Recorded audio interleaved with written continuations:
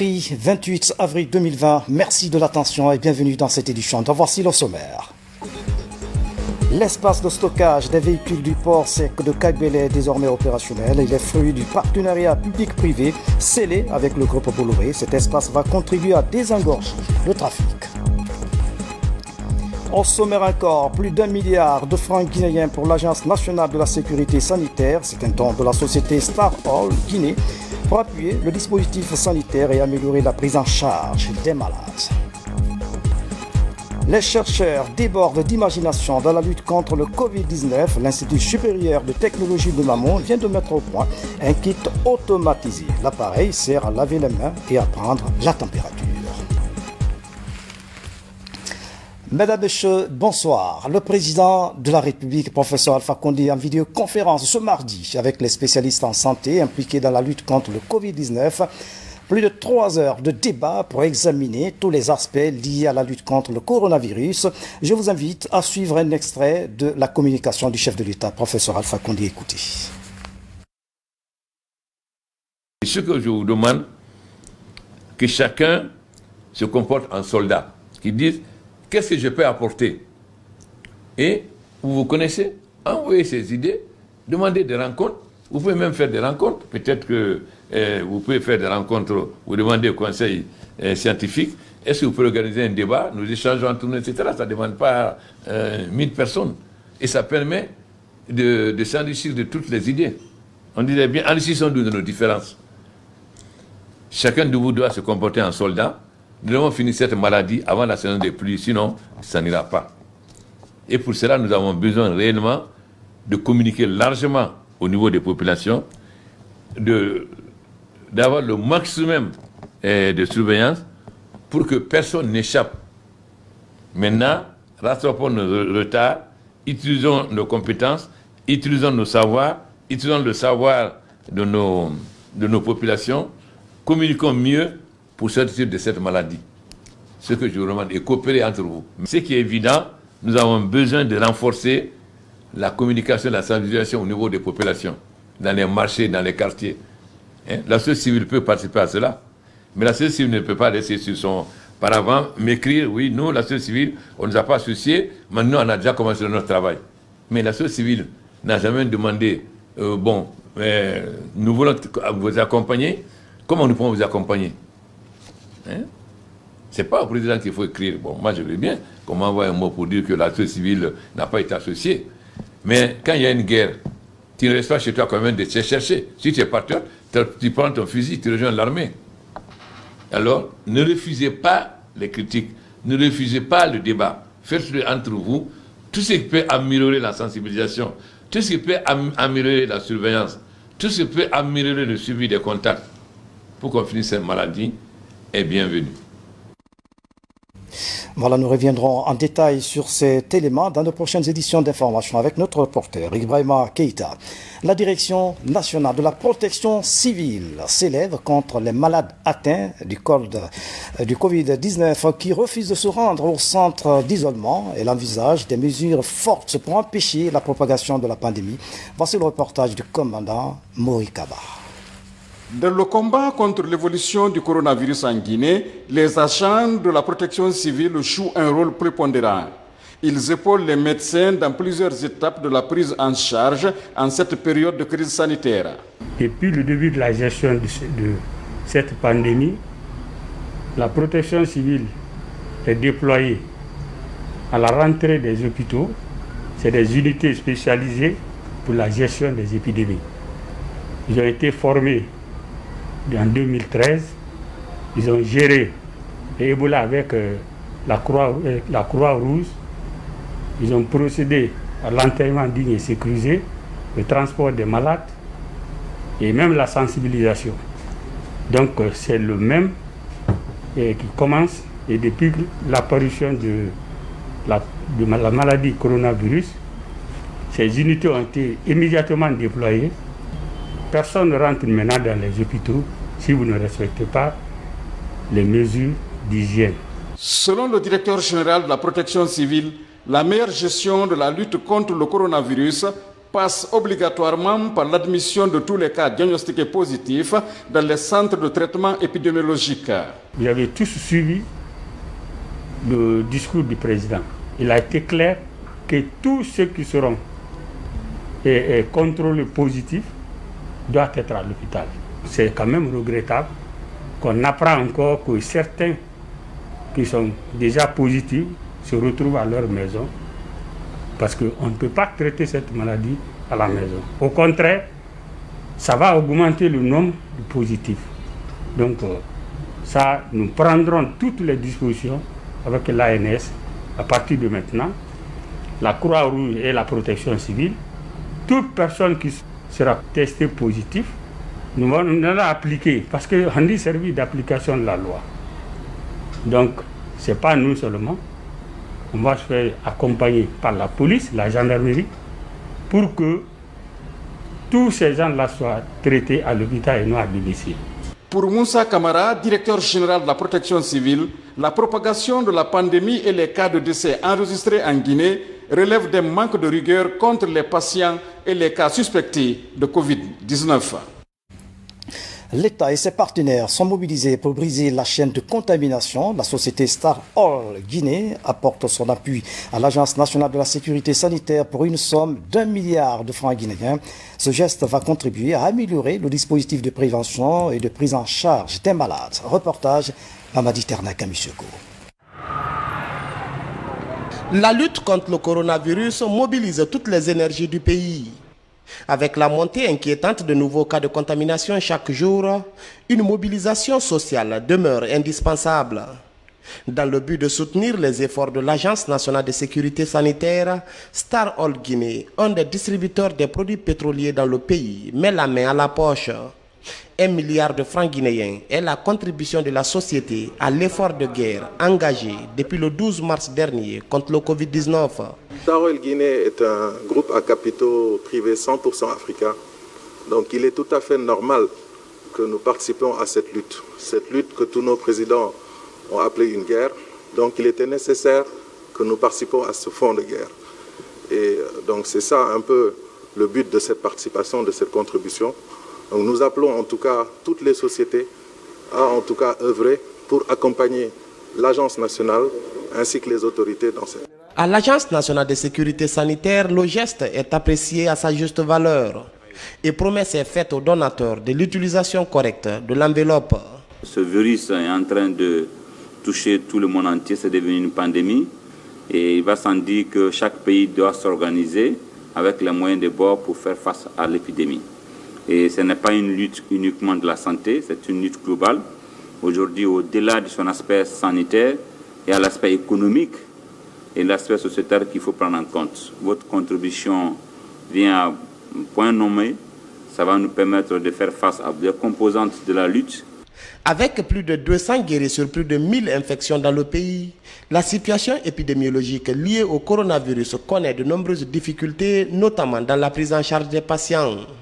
À travers cet accompagnement de Star Oil et bien d'autres, la gestion de la pandémie pourrait s'améliorer dans le pays.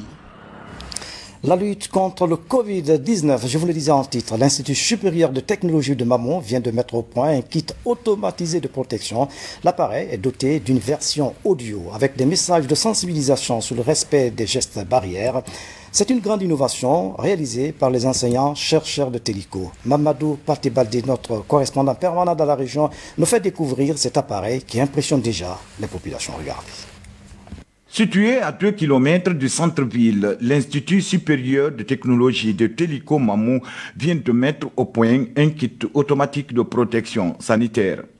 Appelé Capros 001, cet appareil sert à laver les mains et à prélever automatiquement la température sans être en contact avec l'œil. Cet appareil fonctionne à l'aide du courant électrique ou de l'énergie solaire. L'appareil, pour son fonctionnement, il s'agit le lavage, il permet le lavage des mains, le prélèvement de la température. Et au finish, nous avons inséré une version vocale qui donne des conseils aux utilisateurs pour comment lutter contre le Covid-19.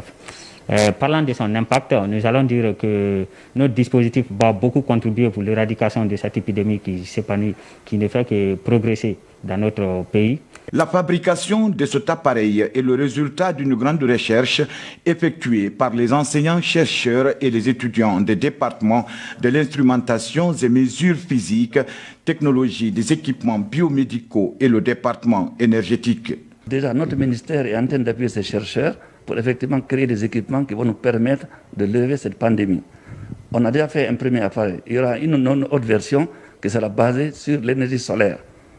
Parce que vous avez dû remarquer que cet appareil-là, en fait, il marche à l'électricité.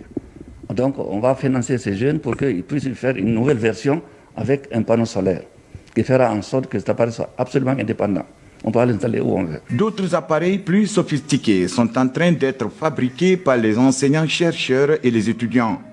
Des appareils dotés de capteurs pouvant prélever la température à même une distance d'1 mètre, enregistrer des données et même prendre des images.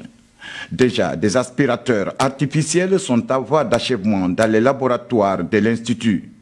Avec ces innovations techniques et technologiques face à cette pandémie du Covid-19, l'Institut supérieur de technologie de Ouamamou sollicite l'appui des autorités guinéennes pour leur vulgarisation à travers le pays.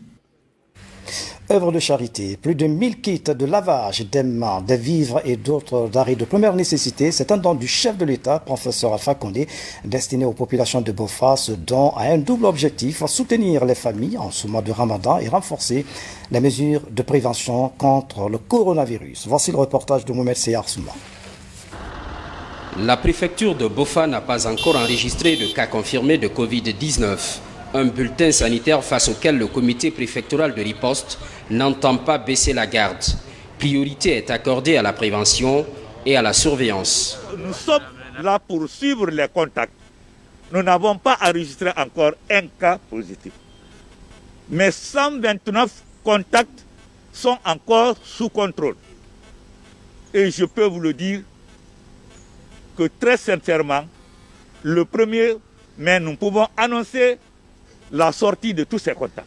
Ce résultat est consécutif à la chaîne de solidarité instaurée à Bofa, un engagement du président de la République qui se traduit en actions concrètes. Dans le lot, on retrouve des produits de large consommation et des kits sanitaires.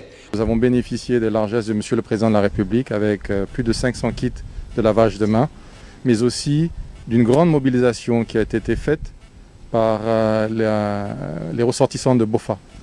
Donc on recense ici plus de 40 tonnes de riz, 500 kits de lavage offerts par M. le Président de la République, mais aussi des tomates, également de l'huile, du sucre et plus de 1000 bavettes.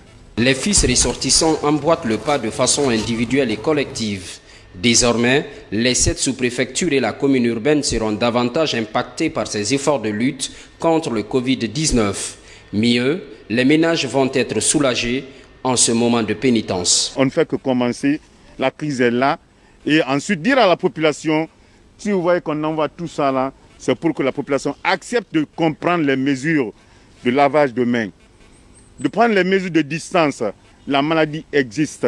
Ce n'est pas venu pour une famille, elle est venue pour toute la Guinée, il n'y a pas de distinction déjà. Pour le premier remède qu'on a, c'est laver les mains, accepter de faire les distances, il n'y a pas de stigmatisation dans ça. Pour la meilleure gestion de ces dons, la clé de répartition a été fournie au comité préfectoral de riposte contre la pandémie. Étape suivante, la distribution et l'acheminement de ces vivres et kits sanitaires vers les localités bénéficiaires. Dans le même registre, le président de la République a offert un important lot de kits sanitaires au centre d'accueil de Mandiana. Le geste vise à renforcer les mesures de prévention contre le coronavirus. Les bénéficiaires ont témoigné de leur reconnaissance aux donateurs.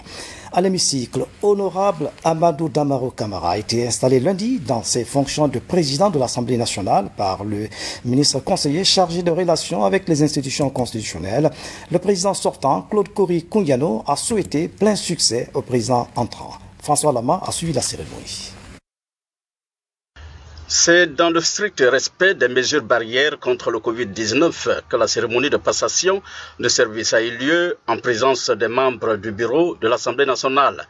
Le moment a permis au président sortant de louer les mérites du nouveau président Amadou Damarou Camara. Je souhaite que la prochaine législature soit fortement féminisée. Le conseil que je donne aux députés, qui sont pour la plupart d'entre eux très jeunes, c'est de travailler pour représenter efficacement le peuple qu'ils représentent au niveau de cette institution. En réponse, le nouveau président de l'Assemblée nationale a témoigné l'excellence des relations d'amitié et de travail avant de reconnaître les apports et l'expertise du président sortant. J'ai commencé la banque avec M. Kori Koundiano comme directeur, qui m'a initié à cette profession. J'ai eu la chance de l'avoir comme président de l'Assemblée et, comme un de vos confrères a écrit tout à l'heure, le professeur passe la main à son élève. Il en est fier et j'en suis fier. Suite à ce témoignage de satisfaction et de reconnaissance, le ministre conseiller chargé des relations avec les institutions a installé le nouveau président dans ses nouvelles fonctions. Au nom de M. le Président de la République, institution de par la Constitution qui veille au bon fonctionnement de l'ensemble des institutions, je viens de déclarer en son nom M. Claude Kori Koundiano partant et M. Amadou Damarou Camara installé avec son bureau dans les fonctions, n'est-ce pas, qui leur est sied à l'Assemblée nationale. Fini donc le temps de la 8e législature. Le regard est maintenant tourné vers la 9e législature, dont les premières initiatives pourraient concourir à la lutte contre Covid-19 et la relance du dialogue avec la classe politique. Notre temps fort de cette édition, ouverture de l'espace de stockage de véhicules du port sec de Kagbélin. Il a une capacité de 2000 véhicules. L'opérationnalisation de cet espace va contribuer à désengorger la plateforme portuaire et à fluidifier le trafic des marchandises. Le coût de l'investissement avoisine à 2 millions d'euros. Il est le fruit du partenariat public-privé scellé avec le groupe Bolloré. Fodé Camara signe le reportage. Sous le pied du mont Le Chien qui fume, une plateforme de stockage et de livraison de véhicules est aménagée par Conakry Terminal au port sec de Kagbélin. D'une capacité de stockage de 2000 véhicules, cet espace de 5 hectares va contribuer à corriger les dysfonctionnements liés à la congestion portuaire. Le port autonome note avec satisfaction la réalisation de cette plateforme RoRo. C'était attendu et cela à la demande des clients. Et la réalisation de cette plateforme permettra de désengorger le terminal à conteneurs. Et le port autonome va accompagner le groupe Bolloré pour la réalisation de la connexion ferroviaire. Quand on parle de ZAL, une zone d'activité logistique, il faut obligatoirement une connexion. Donc vraiment, nous demanderons aux autorités de nous aider pour que nous puissions réaliser, n'est-ce pas, cette connexion ferroviaire entre le port maritime et le port sec de Kabylie. Déjà 4 remorques porte-auto sont opérationnelles pour transférer de Kaloum à Kabylie les véhicules en transit et de plus de 10 jours. Avec un volume sans cesse croissant, évalué aujourd'hui à plus de 4000 véhicules importés par mois, cette délocalisation du stockage contribue à lutter contre la concentration des activités à Kaloum, une source d'asphyxie totale du réseau routier. La mise en service partielle de ce port sec de Kabylie est une grande avancée dans notre stratégie de déconcentration des formalités administratives et douanières de sortie des marchandises importées au port de Conakry. Le fait de délocaliser partiellement le stockage de véhicules va libérer évidemment plus d'espace dans l'enceinte portuaire et réduire l'engorgement de ce port et permettre donc plus de fluidité des marchandises. C'est une très bonne chose qui va dans le sens d'une amélioration des performances du port autonome et surtout d'une amélioration de sa compétitivité. Toujours pour maximiser les zones de stockage et lutter contre l'arrêt prolongé des navires à quai, 4 nouveaux portiques d'une capacité de levage de 40 tonnes sont aussi disponibles. Il y a l'environnement actuel avec ce fameux virus, malheureusement, mais, et on ne veut pas en tirer quoi que ce soit comme... Mais on a investi quand même sur le mois de mars et le mois d'avril à peu près entre 10 et 12 millions d'euros, aussi bien pour la réception des RTG que pour le travail de génie civil qu'on a à faire là-bas, pour les 2 millions qu'on a passés ici avec le matériel qu'on a fait venir et qu'on a importé. Et donc, on va embaucher pour ces deux projets entre 80 et 100 personnes. C'est juste un signe de confiance. On croit en Guinée, on est là depuis longtemps. Sur cette plateforme de stockage de véhicules, en plus de la pose d'une vingtaine de mâts d'éclairage, une zone administrative composée de 13 bureaux est aussi réalisée pour le personnel d'exploitation et les services des douanes. Fodé Camara, pour être plus complet par rapport au dossier transport, la gratuité du train Conakry Express soulage des milliers de passagers. Seul souci, à quelques endroits, le train a été caillassé. Les autorités de transport invitent les populations à plus de civisme. Nous y reviendrons avec Fodé Camara. Le bulletin du jour sur l'évolution du coronavirus en Guinée, 1240 cas positifs enregistrés, dont 269 guéris et 7 décès. Le personnel de santé est à l'œuvre pour briser la chaîne de contamination, mais le meilleur moyen d'éviter la maladie est de respecter les consignes sanitaires. Lavez-vous régulièrement les mains avec du savon et respectez la distanciation. Que Dieu nous sauve. C'est la fin de cette édition. À tous, merci de nous avoir suivis. Je vous souhaite une nuit paisible en ce mois saint de Ramadan. À demain.